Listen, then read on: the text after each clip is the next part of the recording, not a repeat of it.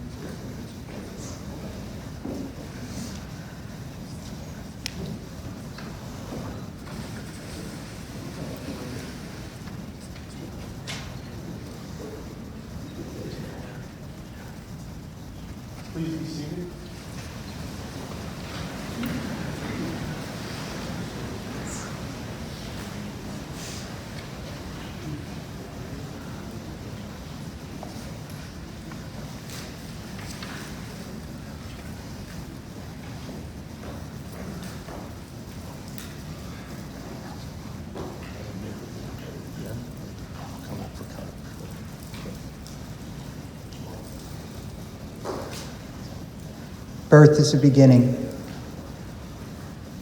and death a destination, and life is a journey. From childhood to maturity, and youth to age, from innocence to awareness, and ignorance to knowing, from foolishness to discretion, then perhaps to wisdom, from weakness to strength, or strength to weakness, and often back again, from health to sickness, and back we pray to health again, from offense to forgiveness, from loneliness to love, from joy to gratitude, from pain to compassion, from fear to faith, from defeat to defeat to defeat, until looking backward or ahead, we see that victory lies not at some high place along the way, but in having made the journey, stage by stage, a sacred pilgrimage. Birth is a beginning, and death a destination, and life is a journey, a sacred pilgrimage to life everlasting. These words, which were penned by Rabbi Alvin Fine, really express the Jewish philosophy of life and of death. And they tell us that we come here in grief, in deep, profound, painful grief. But we also come here as much as we can with a measure of gratefulness. Grateful that God blessed the world with the extraordinary life of Bruce Balonick. We'll continue now with the words of the 23rd Psalm.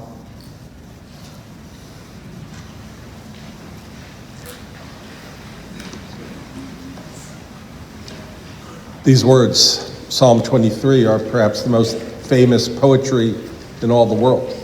They've been translated into every language. They remind us of a few things. One is that the soul is a gift from God, goes back to God when we die. Reminds us that all of us at some time in our lives will go through the valley of the shadow of death.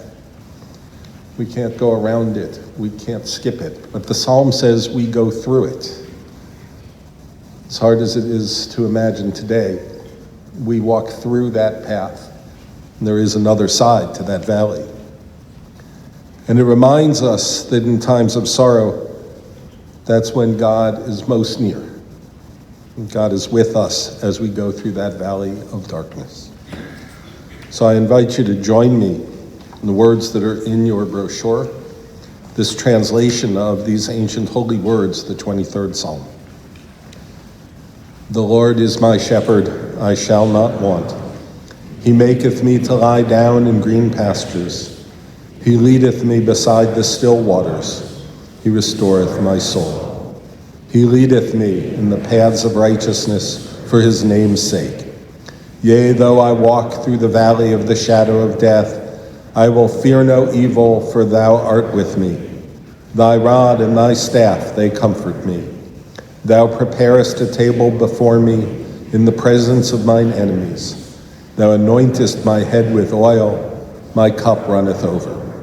Surely goodness and mercy shall follow me all the days of my life, and I will dwell in the house of the Lord forever.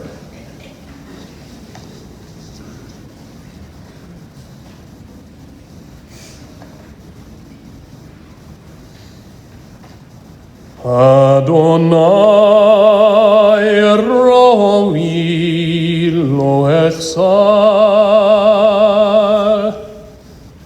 minodei sheyarbiteni alemei menuchot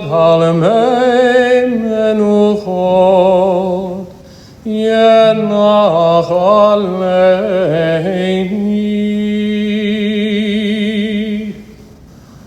נפשי ישובב ינחני במעגלי צדק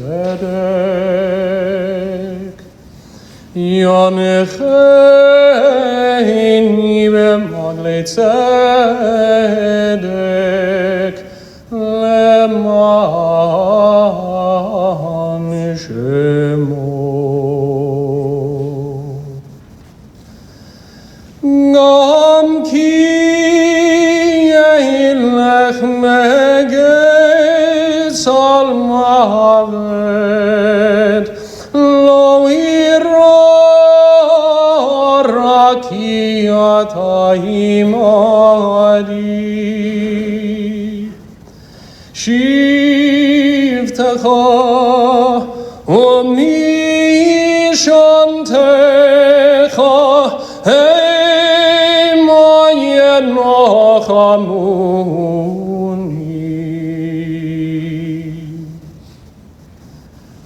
תערוך לפני שוחה נגד צורריי נשענת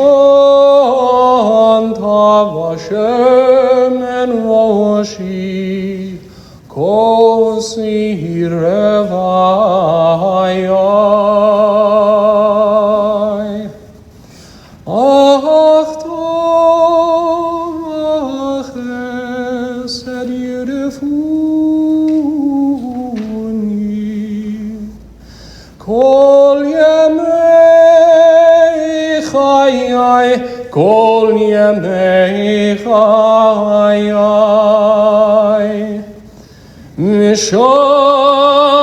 ושבתי מבית אדוני לאורך ימים אדוני ראוי לא אחסר אדוני ראוי לא אחסר.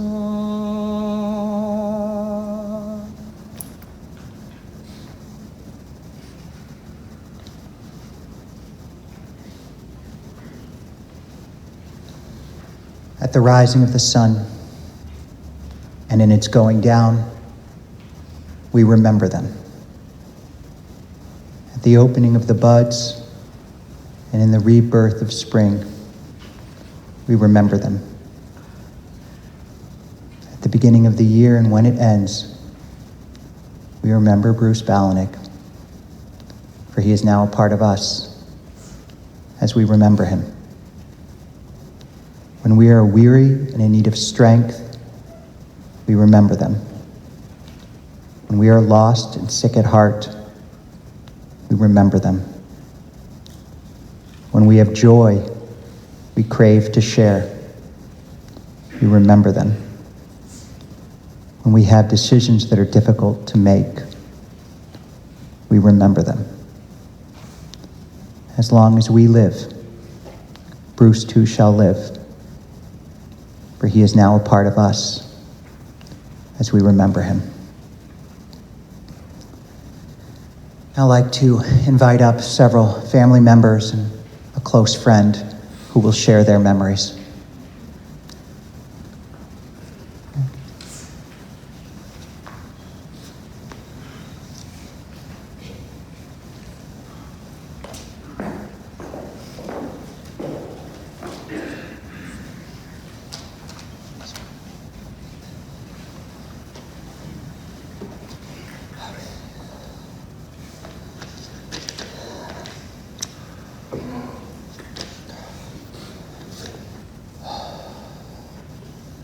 You want to go first?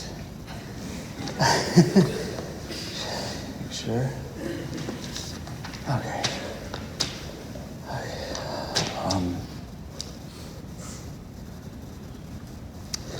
shaking, sorry. Thank you all for being here.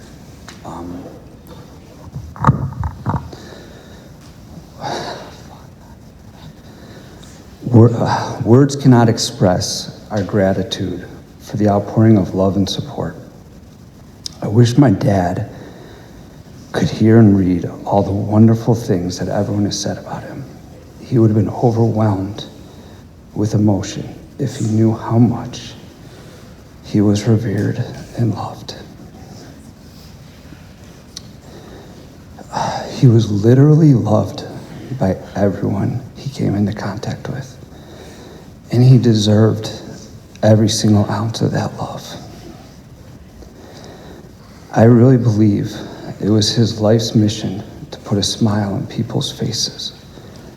He tried so hard to make people feel comfortable around him and put in such effort into being wherever anyone needed him at any time, no matter how he was feeling or if he was really busy. It's an exhausting existence to be that nice and that present all the time. But he had an endless amount of energy to help and be there for people. It was his purpose, and it was so, so, so appreciated by all of us.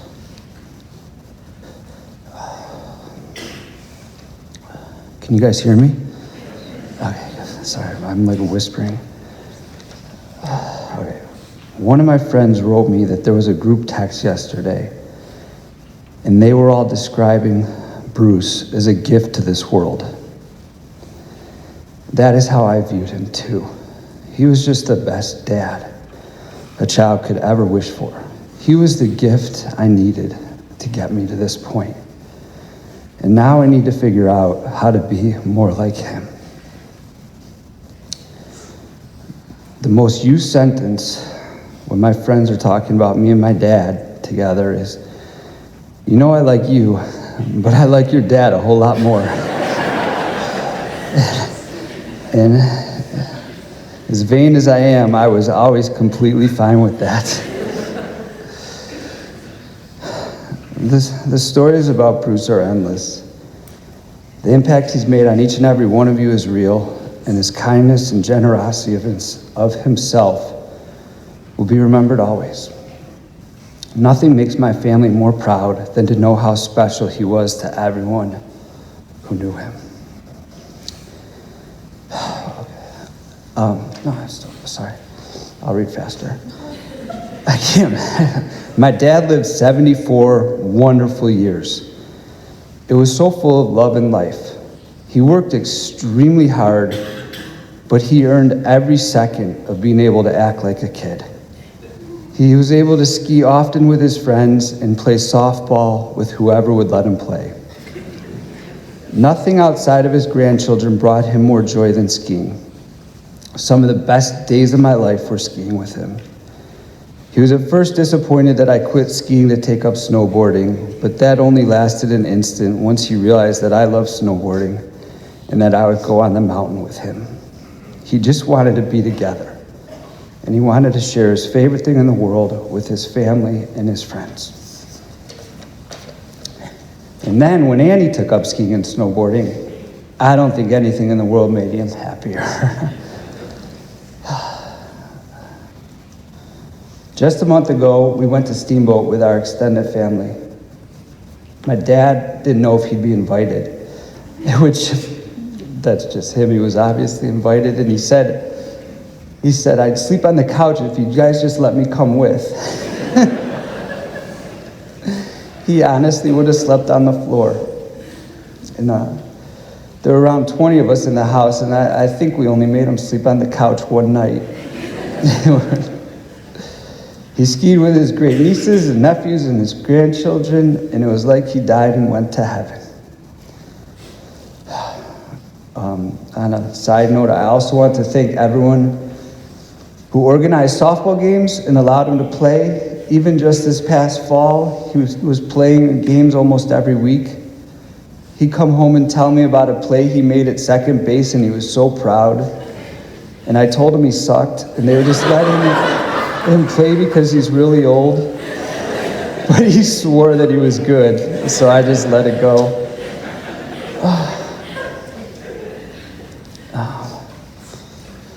My dad he was not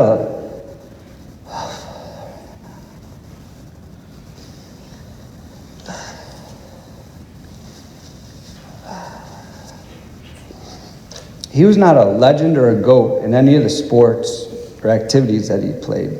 The words legend and GOAT are thrown around all the time these days. There's a GOAT for football, basketball, skiing, and legends in each respective one as well.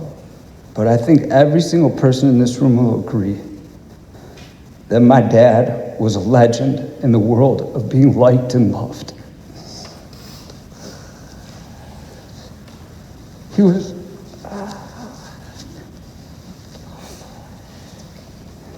was just the most liked person I've ever known.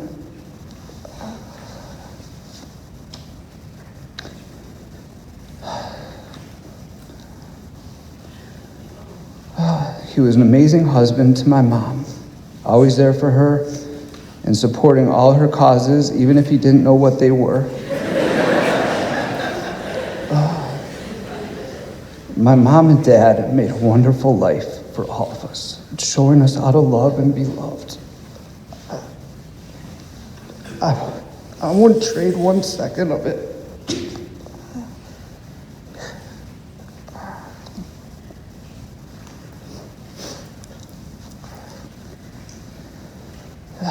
The pain and sadness we feel now is because we lost someone so special.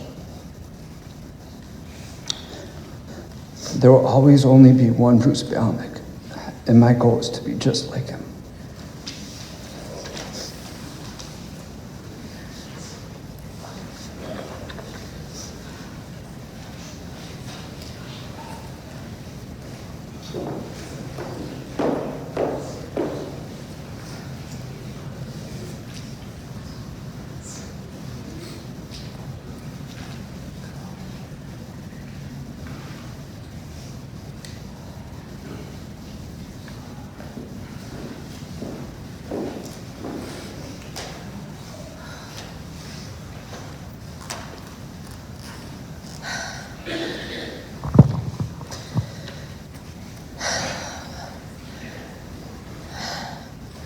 Wow, look at all of you.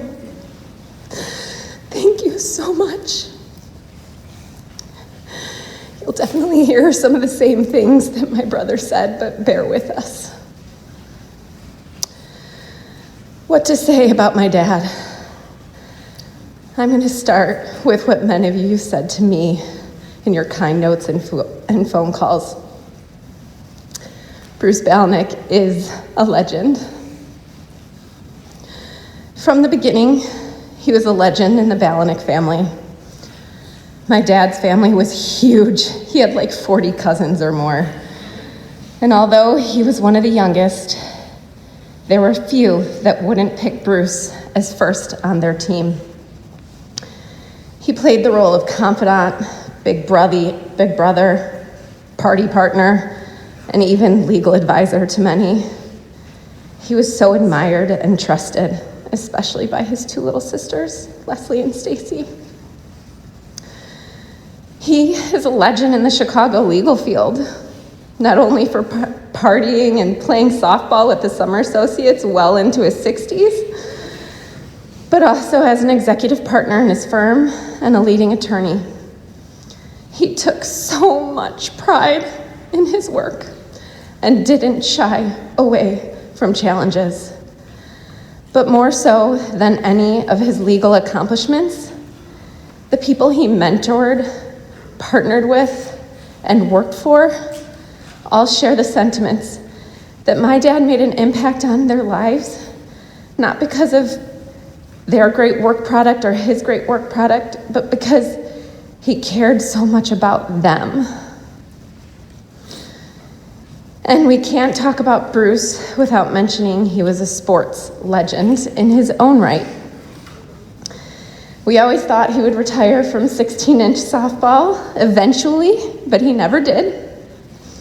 We also thought he would grow out of overnight camp, but he couldn't resist a competitive weekend at Menominee or Ojibwa.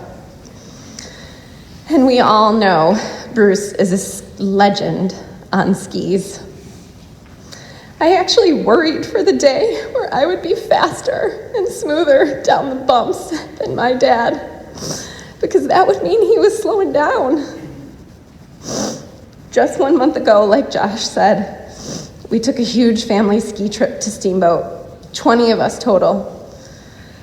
On my final day there, luck was on my side. It was dumping powder, any Kleenex, which typically means there are no friends or family on a powder day. But thank goodness, I was now skilled enough, and my dad didn't believe in that rule anymore. My brother and my dad went out of their way to meet me after I was managing ski school drop-offs. Even though 17 of us were on the mountain, somehow it was just me, my brother, and my dad, loving the great snow and all the bump runs together. Like always, he beat me down the hill, and he looked damn good doing it.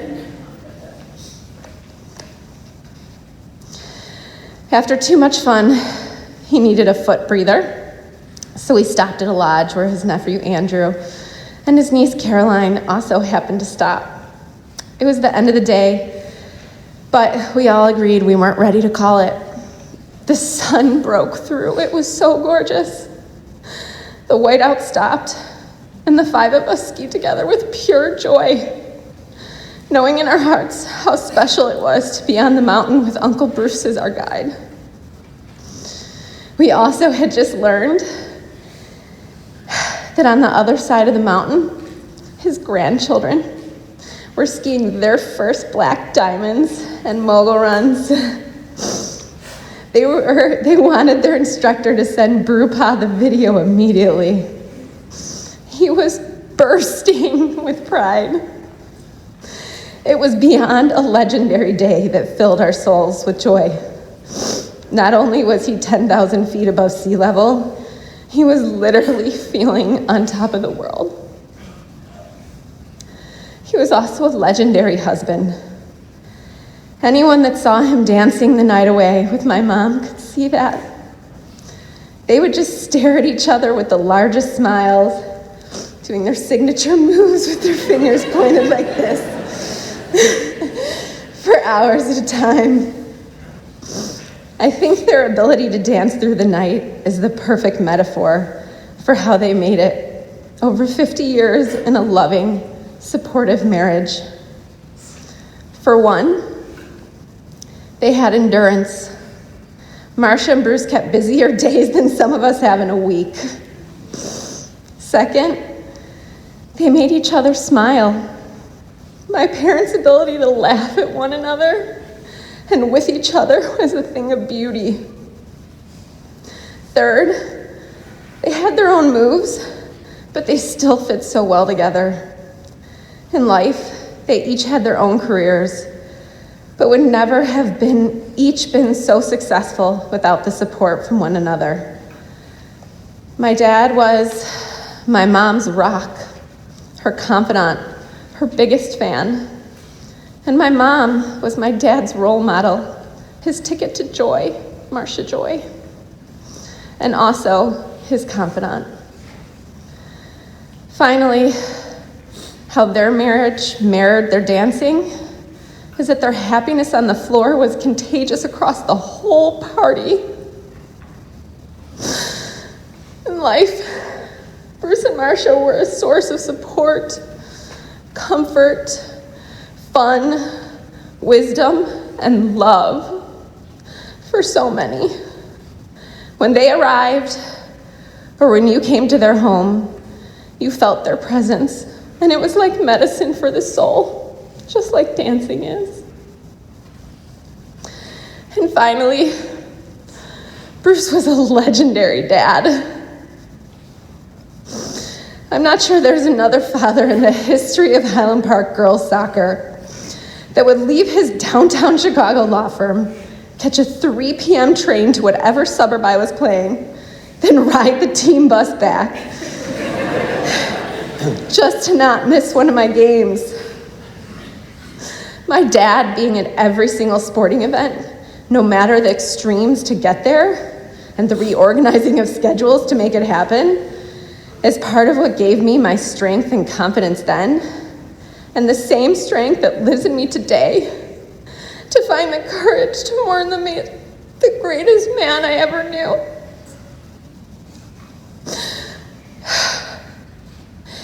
Many of my family and friends here today know me as the Patty Simcox of the group.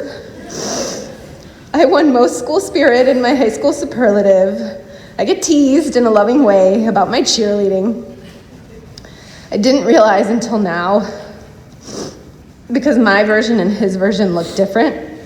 I was wearing a pom-pom uniform, and he was stocking his trunk with sports equipment, rain gear, and folding chairs. But now I know I got my cheerleading gene from my father. He went to Tommy and Oliver's lacrosse games, Will's baseball games, Asher's soccer tournaments. He was his nephew Matthew's biggest hockey fan. Not only did he go to all of Brooke and Aubrey's softball games, he trained them. He woke up at 4:30 in the morning from Denver to drive to the mountains just to be at Marley and Griffin's ski school. Most recently, he was in charge of taking Luke to hockey on Tuesdays. Doing all these things was Bruce's method of cheerleading, of making sure all these kids knew they could find strength at their game and in life from his loving support. So, if my dad ever showed up at your child's Little League game or school performance or just a soccer practice in the park, it wasn't just because he found joy in sports. It was because you and your ability to make it in this tough, tough world mattered to him. For these reasons, he was the most authentic and, of course, legendary cheerleader we will ever know. Dad, I cannot thank you enough for the extremely solid foundation you gave me. Not only have I lived a life of great privilege, I have lived a life where every single day I knew I had the love and support of you and Mom. You have always been present for me, even when you couldn't be physically present, and I know you will always remain by my side. I am strong due to your strength. I am so proud to be your daughter. I'm so proud to have your cheerleader gene, and I'm so relieved that that cheerleader gene will live on through Marley, and that your love of sports and competition will live on through Griffin. I'm so grateful you helped lead me to another really, really good man in Mark. But most of all, I will always take comfort in knowing that my dad, Bruce Balonick, was a legend.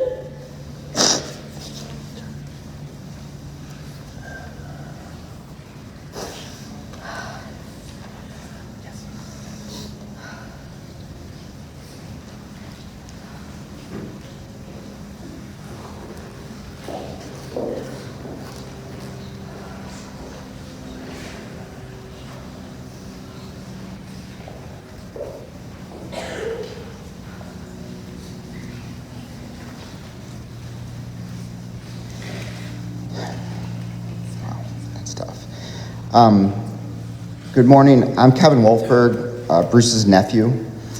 I'm speaking on behalf of my siblings and cousins and those are Uncle Bruce's actual nieces and nephews. But as I looked out here today, I realized that there were so many more people that considered him Uncle Bruce. I see Josh and Annie's friends who love him dearly, and the children of family friends who considered him their uncle. And people as far as my high school friends from Crystal Lake who reached out to me when they heard what happened and sent me their sympathies about Uncle Bruce. And new friends of mine from my neighborhood in the northwest side of the city who called him Uncle Bruce and were distraught to hear the terrible news. I mean, he was Uncle Bruce to more than just his nieces and nephews. So I thought I was going to be up here with my siblings and cousins, and I could refer back to them. So you'll have to bear with me on this. I think I was the one picked to speak because I'm the favorite nephew, or at least that's what Aunt Marcia always tells me. I'm here to speak about Uncle Bruce, with the emphasis on uncle. I'll leave it to everyone else to tell wonderful stories about the amazing husband and father and brother-in-law and rock-solid friend and attorney. I mean, every one of those things you hear about I think people are underselling how true all of those things are. But I'm just here to talk about Bruce as an uncle and his impact on all of us that considered him Uncle Bruce. I mean, this guy was born to be an uncle, and he had lots to teach all of his nieces and nephews. He kept it age appropriate, but to borrow a favorite word of his, he kept it awesome. We all of his nieces and nephews, we grew up with loving, wonderful parents, but in some situations, in some lessons you needed to learn, they just call for Uncle Bruce. I mean, you're a preteen from Chatham, Illinois, and dresses like a preppy cowboy and lives on Diet 7-Up. That's from Uncle Bruce. Family of kids who've never seen a real mountain but long to be on skis before they can ride a bike. I'm pretty sure that was Uncle Bruce. You don't get to go to fancy summer camp, but you need to learn to water ski? Uncle Bruce is there. You get a ticket going 107? That was not me. I'm not going to name names. You get a ticket going 107, and you're going to need to call Uncle Bruce.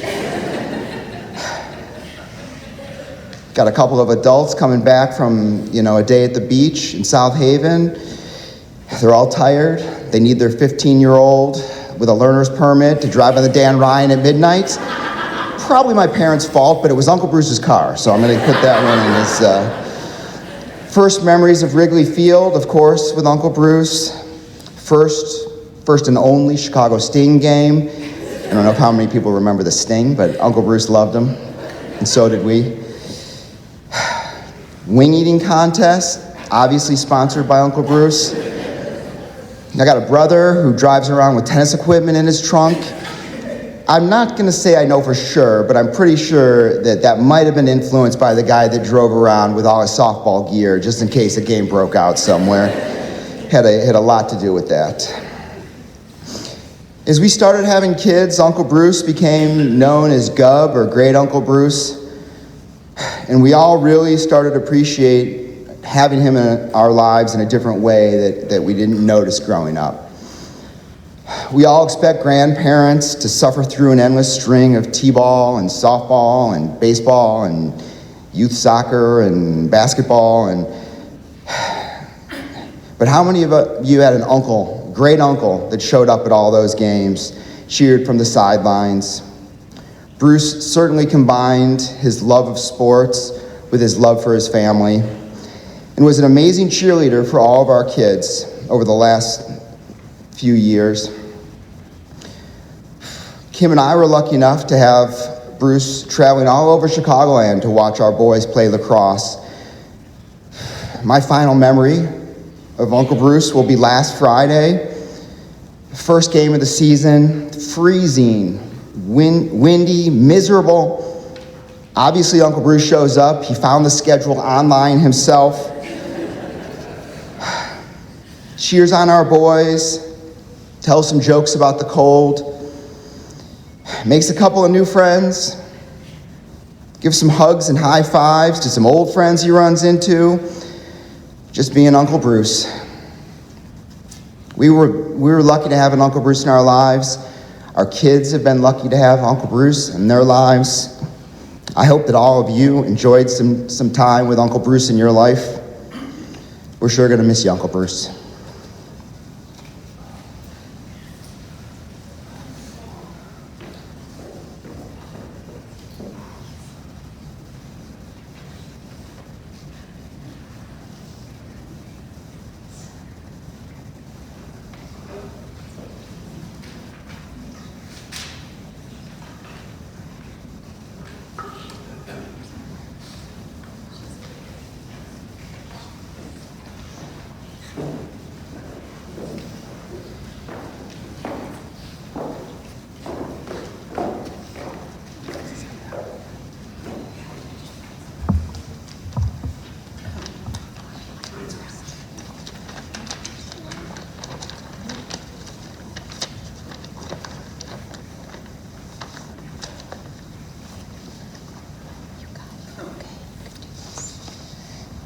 My favorite thing about Brupa is how he's so supportive. The thing I learned from Brupa is to always be strong physically and emotionally.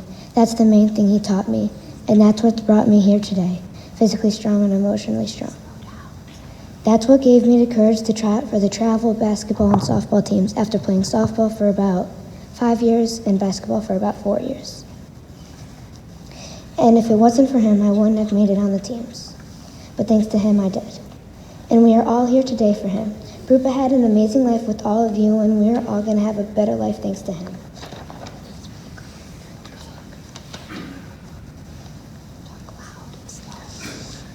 I love Brupa a lot, and a lot of things I loved about him was that he would always hang out with me and play catch with me in my backyard. He would also come walk the dog with me a lot. I loved to go skiing with him whenever we went to Colorado. And now I'd like to share a poem I found that really means a lot to me. A Brupa just like you. I just want to let you know you mean the world to me. Only a heart as dear as yours would give so unselfishly. The many things you've done, all the times that you were there, help me know deep down inside how much you really care. Even though I might not say, I appreciate all you do, richly blessed is how I feel having a grandfather just like you.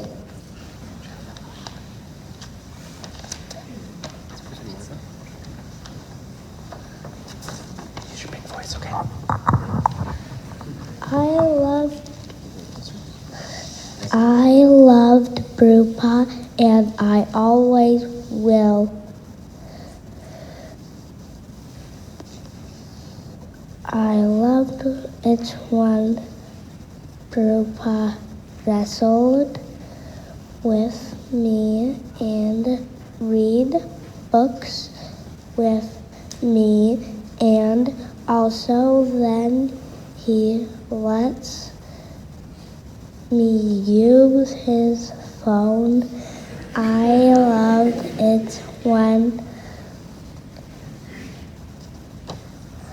he skied with me, and he was the one who taught me how I loved him to the moon and the back. I always will love Griffin.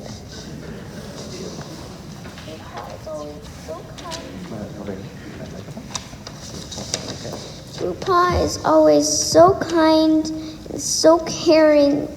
He made me so happy whenever I felt sad and alone. He would always try to comfort me. I really miss him so much. He was really good at math, and he loved skiing with us. I will always be grateful for everything he did. And he is one of the people that made me the happy, grateful me I am today. And I love him with all my heart. And I know somewhere way up there in heaven that he is always watching over us with a smile on his face.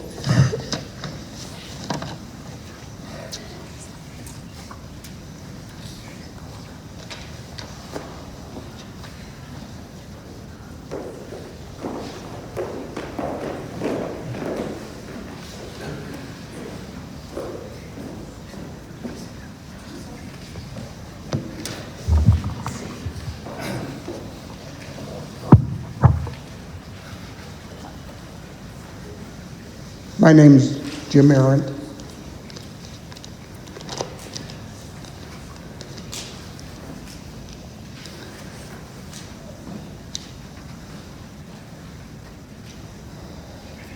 Compose myself for a second. First of all, I'd like to call my wingmen up. So I'm asking if Alan, Gary, if you would join me. This is 3/5 of the snow bros. The other, Peter, was in Costa Rica, couldn't make it here. I'm hoping he's streaming right now. But these are my ski bros, my wingmen. I need their support. So, I know there's a lot of people out here that know Bruce because of his work. So you know his dedication, how serious he was about the work that he did. And then there's others that I am sure that are here because of Marcia and her work and the relationship that they have with her. And then there's those that know Bruce through the sports. Those younger people out here who are playing with Bruce at 74. And, you know, unfortunately, a couple of years ago, Bruce had to give up second base and decide that, yeah, he had to play catcher. And then, of course, there's all those family members that know Bruce. I'm going to take you on a little journey. Probably, except if there's any high school friends here, other than Leslie, I've probably known Bruce, along with these two, the longest. 57 years. Long time. So I'm going to take you through a journey. I'm going to make you laugh, and I'm probably going to make you cry. 1966, September. True story, true story. My mother takes me from St. Louis. My mother takes me to the airport, puts me on the plane to the University of Denver. I arrive a couple hours later. At that time, it was still where the different fraternities would send out fraternities, some of the guys who would load up your stuff and take you back to the university. And that's what happened with me. Grab my duffel bag. That's what you did back in those days. You had a duffel bag full of your clothes. And they drove me back to wherever fraternity it was, and I grabbed the duffel bag because I knew which fraternity that I wanted to join. ZBT, at that time it was Phi Sigma Delta. So I immediately walk over there, and a friend in Southmore who came from the same city as I did, St. Louis, grabbed me, said, "Come here, I want you to meet someone. This is Bruce Balonick. He also is going to pledge here." Bruce looks up to me. Excuse me, I forgot one thing. My mother put me on the plane, and the last thing she says to me, swear to God, after all the goodbyes, the kisses, everything, was, "I don't want you on any motorcycle." Because she knew I kind of like motorcycles. Sorry, I missed that one. Anyway, back to being introduced to Bruce. Bruce looks at me, swear to God, says, "Hey, want to go rent a motorcycle and we'll get some of this stuff done we got to do?" Half hour later, we were on a 50cc. And those of you who don't know what that is, that's a little bit faster than a bike. It was such that the guy in the back, the two of us sitting on one seat, the guy sitting in that seat at a stoplight had to jump off and push it and then jump back on. My mother would have died. She would have died. That was my introduction to Bruce. We soon learned that, I soon learned, and I think many others did also, who this guy was, in disguise. And a lot of you have heard all these stories. A lot of you have heard some of them. Some of you have heard all of them. And I realized Bruce was the Fonz. This guy was so cool. Everything was so easy. Everybody wanted to be friends with the Fonz and be like the Fonz. That was Bruce. Go a little bit further down school line. One night, Marcia and I, because we were all in business school together, Bruce and Marcia and I. Marcia and I are up all night studying for a test. I'll never forget it. 2:30, whatever it was, we're red-eyed, we're trying to do everything to stay awake, to cram for the test. Bruce, of course, was out partying. He wanders in, looks at us, goes, "What's up?" "Bruce, we got a test tomorrow." "Oh, really? What's it on?" "Well, it's on this, Bruce." I think he went in the back, went to sleep. He had been drinking. He got an A, we got B's. That's Bruce.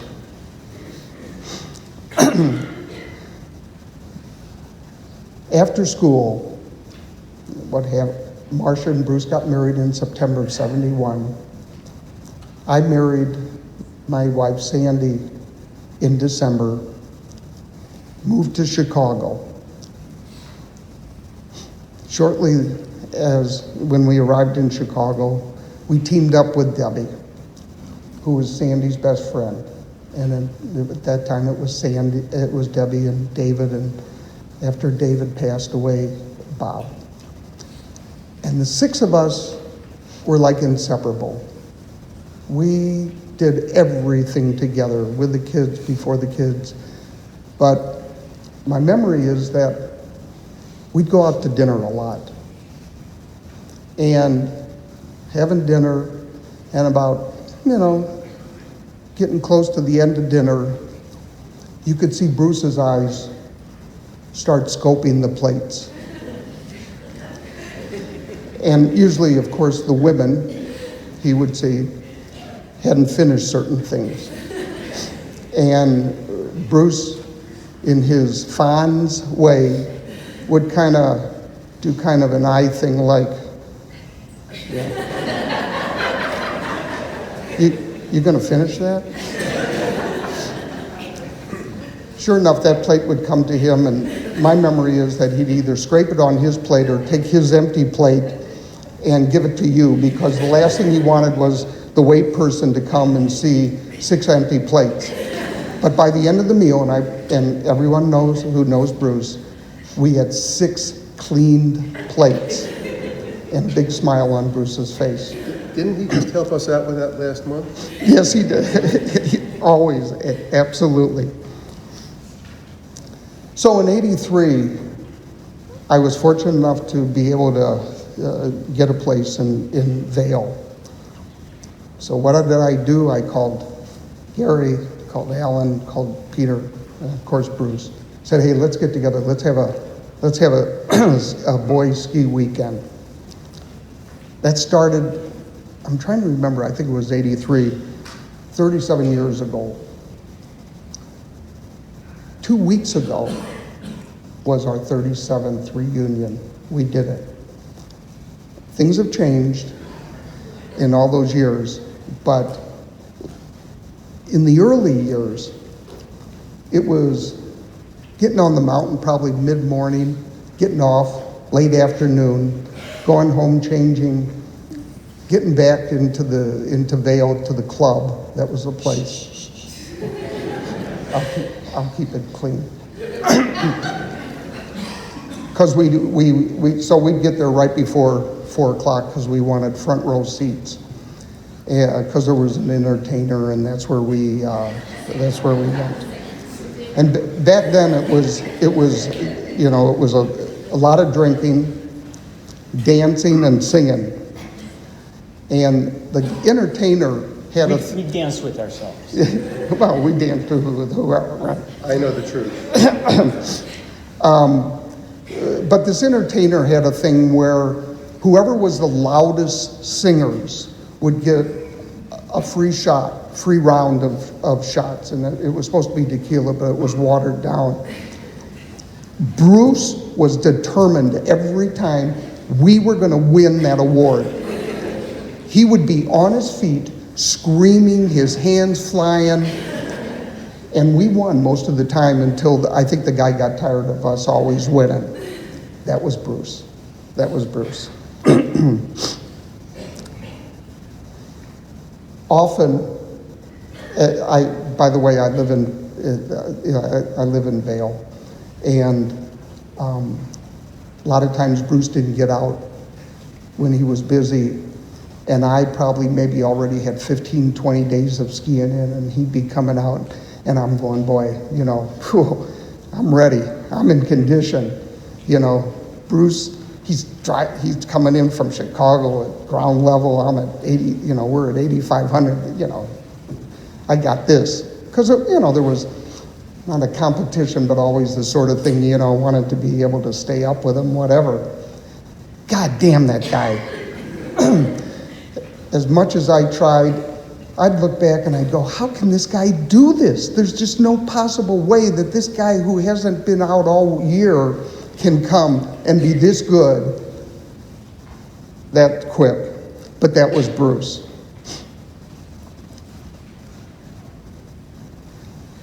Whenever the cell phones started, that was a bad day. Because Bruce could now work on the chairlift between runs. You're skiing, the last thing you want to enjoy the beauty, you want to talk about the runs that you just had, you want to, embellish on how great you were, whatever. No, Bruce had to work. He didn't get hung up on the payphone anymore at Midvale like he used to. That's true. So, but I remember one time, he and I were on the chairlift. He pulls out of his pocket a piece of paper. He goes, Jim, hold this. So he says, hold that so I can see it. So I'm holding it. He makes a phone call. He's doing business. I'm freezing having to hold this note, his notes, for him to talk to some attorney or do whatever. I can't tell you how often, I don't think just me, but all of us wanted to grab that cell phone and just throw it off the lift. I mean, this is what we love about Bruce. This is what we'll remember about Bruce.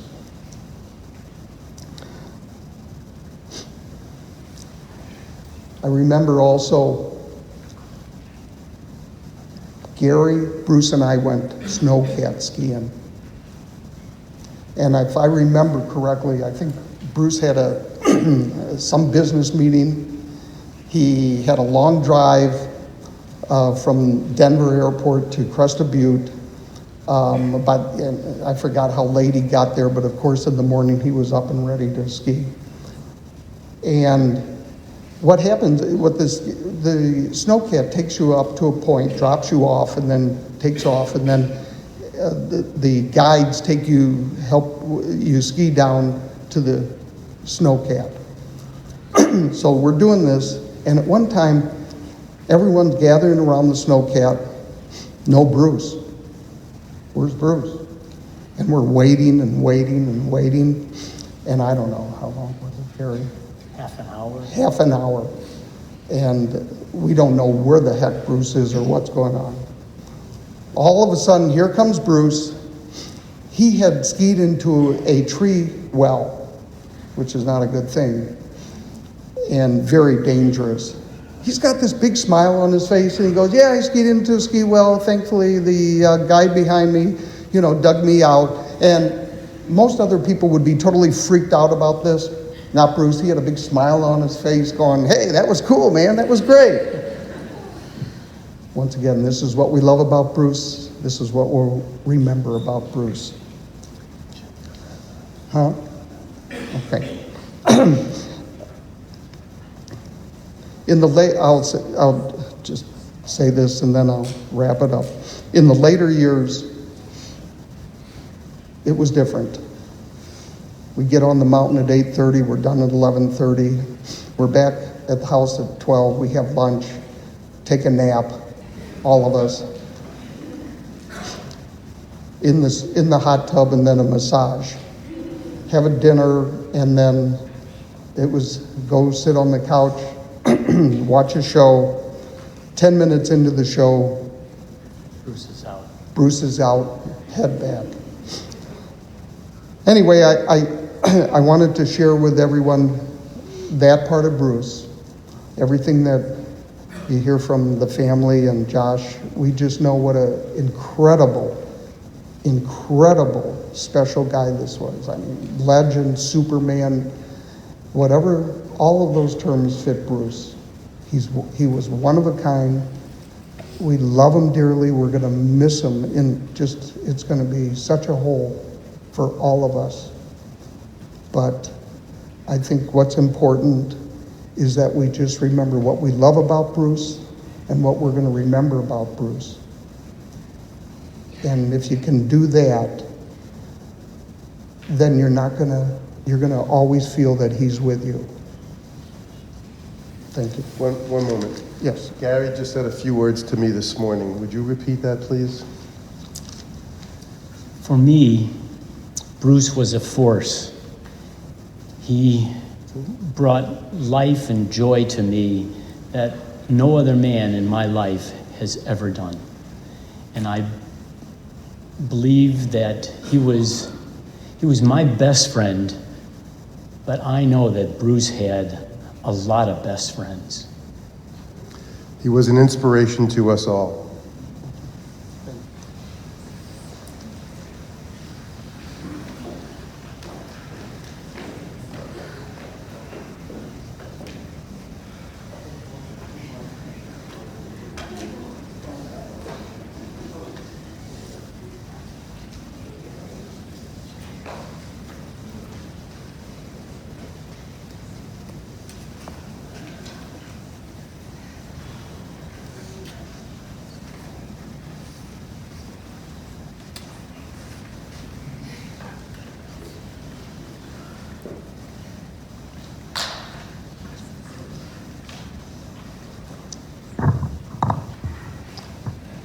In Jewish tradition, we encounter two types of heroes.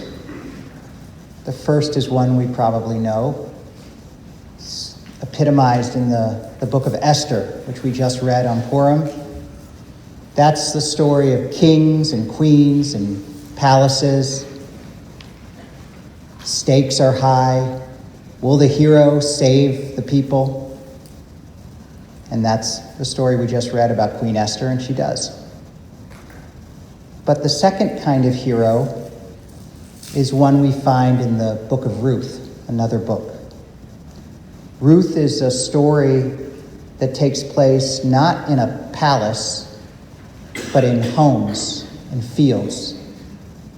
Its stakes are not national, but they're personal. Here we read of close family ties, a devoted daughter and mother. We read of a devoted family man, a caring friend, someone who loves others. The book of Ruth is the story of heroic moments of kindness in day-to-day life. That hero is present at all times, caring, loving, extending themselves beyond any reasonable measure. That biblical hero is a hero in the lives of his family, friends, and community.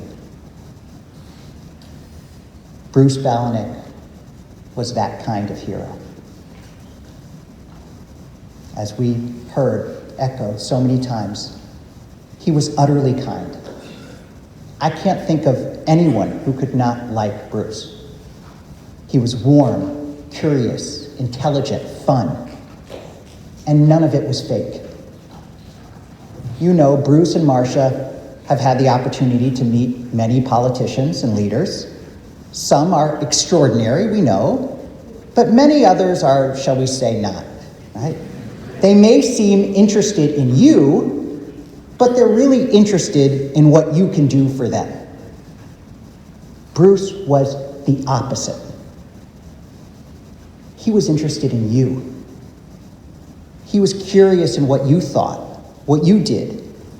He had his nieces and nephews, as we heard, his grandnieces and grandnephews' sports calendars programmed into his phone. He helped a bored kid on the sideline he did not even know practice lacrosse. When I used to run the Green Bay Trail, I would occasionally see Bruce in the Balonick's Volvo, and we would stop and chat, and he would always ask me about sermons, ideas, whatever I was up to. He filled his life with moments of kindness and connection. That's one of the reasons he had so many friends. Friends from college, friends from growing up, friends from work, from his kids' friends, many of whom looked up to him as a father figure. He was not only fun, he was reliable, insightful, and perhaps most of all, he was present. That presence started with his family. He and Marcia were married for 52 years.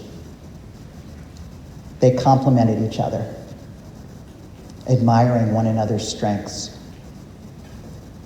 Marcia mentioned to me that Bruce would feel comfortable anywhere, from the White House to a football game. In fact, Bruce attended so many of Marcia's events. Now, the food was a bonus, of course. It was probably usually good food. But he cared so much about the issues, too. He cared about justice. He cared about community. He cared about helping others. And he cared about being a good, active dad, as we heard, which he was in every regard. His children and grandchildren cherished him. They each had special, unique, deep relationships with him. He would drop anything for those he loved. In fact, he might even drop everything for those he just met. He was that kind of guy. He was that kind of hero. Someone once said about the Dalai Lama that he tries to treat every person he meets as an old friend. Bruce was that kind of person. I know that we are all feeling profound sadness, pain, loss, bewilderment. The pain, obviously, is real. None of us can take it away. The best thing we can do is put it into perspective. Now, we all know, as we just heard, that Bruce loved to ski. Now, skiing has moments of great excitement, the flow, the feeling of symmetry as you glide down, surrounded by profound beauty. But skiing also has pain and loss and fear. And we're in one of those moments right now. In these moments, we can feel utterly lost and confused. But if we look up, if we see the beauty of the life that Bruce lived, just like the beauty of the mountains he so loved, the relationships he built, the lives he touched, the family he raised and cherished, the spirit, the energy, the personality, he embodied. If we see that, we can come to appreciate and cherish the life he lived and the blessings he gave to so many. In Jewish tradition, we honor a loved one who has recently passed away with the words, Zichrono Livracha. May his memory be a blessing. These words convey the purpose of a well-lived life. That those who know you, those who come after you, those who remember you, look to your life as a blessing, a benediction, and an inspiration. Being a blessing means that you have touched the lives of those you knew, and that you have helped them to do the same for others.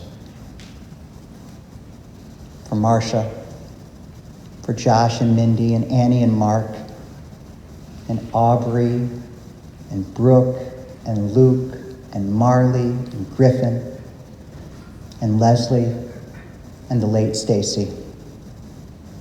For Brian and Bernard and Laura and nieces and nephews and grandnieces and grandnephews and his many best friends and all those whose lives he touched and who touched his. Zecher Tzadik Livracha. May the memory of Bruce Balonick endure among each of us as an everlasting blessing. God, you give us loved ones, and you make them the strength of our life and the light of our eyes. They depart and leave us bereft on a lonely way, but you are the living fountain from which our healing flows. We know that grief and love go hand in hand, that the pain which loss inflicts is the measure of a love stronger than death. Though we cry in the anguish of our hearts, may we be like children who know that their parent is near and who cling unafraid to the trusted hand. In this spirit, O God, do we commit all that is most precious to us to you and your keeping. As we rise now and cantor, chants the words of the Al Mole Rachamim for us.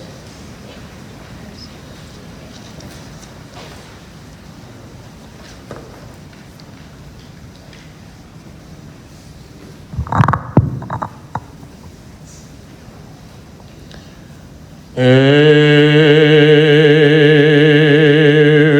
Mole Rachamim Shochein B'Meromim Amitzei Menucha Nechona Ta'achat Ale Kanefei HaShechinah Im Mikroshim Uteorim Kezor Arakiam Nasyerim Et Nishmot Shalach Leolamo Ba'al Rachamim Yoskireinu b'seder grafav le'olamim Vitzror mitzror ha'chayim nishmato Adonai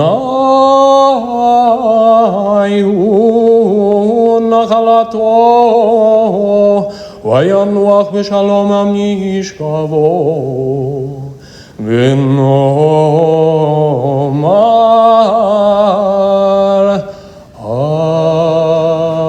Amen.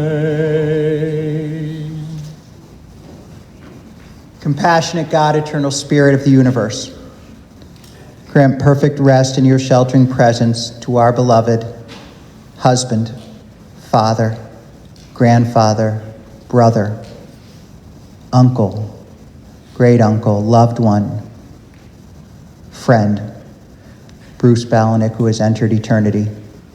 O God of mercy, let him find refuge in the shadow of your wings, and may his soul be bound up in the bond of everlasting life. For you, the eternal God, are his inheritance. May he rest in peace, and let us all say, Amen. Together, our final prayer will be the Kaddish prayer, our traditional Jewish prayer of mourning. It reminds us that the way we honor a loved one is by remembering their most wonderful qualities and seeking to integrate them into our own lives. So as is ancient Jewish tradition, we say together, Yid Gadol, Yid Kadash, Shemei Rabbah, Be'alma Divra Chirute, V'amlich Malchute, B'chayechon Uv'yomechon, Uv'chaye Dechol Beit Yisrael, Ba'gala Uv'izman Kari V'imru Amen. Yehe Shemei Rabbah Mivorach Leolam Olamei Omaya.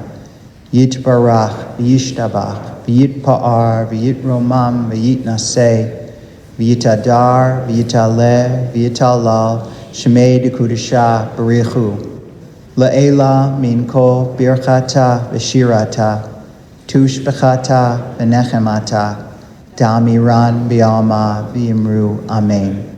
Yehe Shlama Rabba Min Shemaya V'chayim Aleinu Ve'al Kol Yisrael V'imru Amen. O say Shalom Bimromav Hu Ya'aseh Shalom Aleinu Ve'al Kol Yisrael V'imru Amen. May God, the source of peace, send peace to all of us who mourn and comfort to all who are bereaved, and let us all say Amen. May be seated. I think we have a couple of announcements.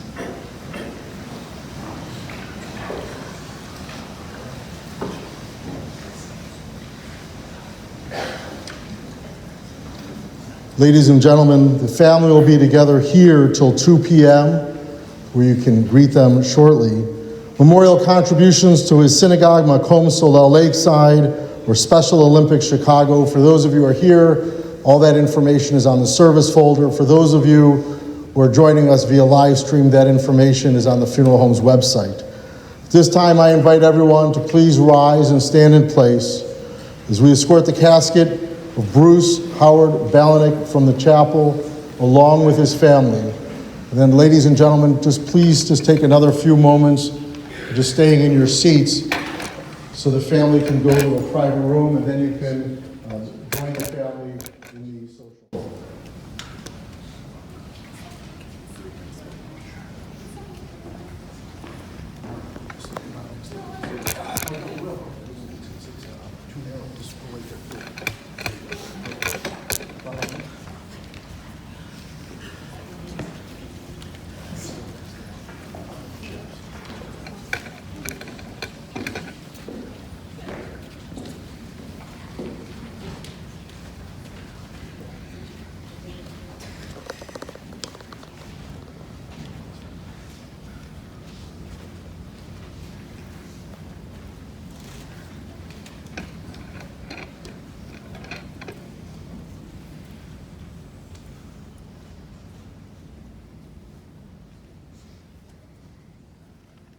For those watching the live stream, this feed will turn